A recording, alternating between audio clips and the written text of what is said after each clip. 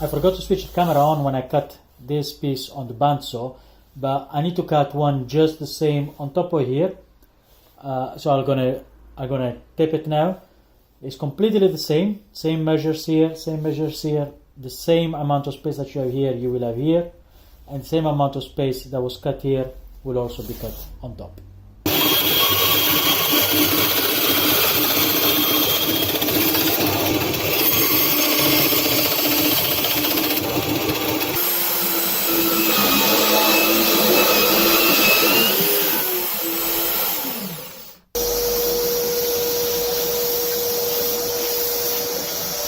The hole I made here is, I guess, two folds. One, somehow you can grab it, you can put your finger in it.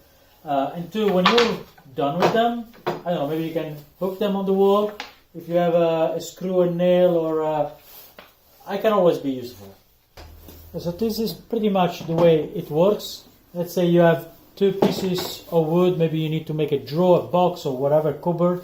One like this and one like this. You need a 90 degree clamp. What you can do is you place one on one side, you clamp it on the 90-degree corner, and the other one on the other side, and then you clamp it. And now this is just scrap wood, they're not even the same, but assuming that you've cut your parts to measure, this will give you a perfect 90 degree.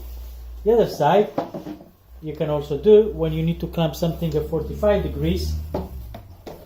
You basically, assuming that it's also 45 degrees this way here, you basically would clamp it with a bigger clamp this way up. In addition, I found another use for this little hole. If needed,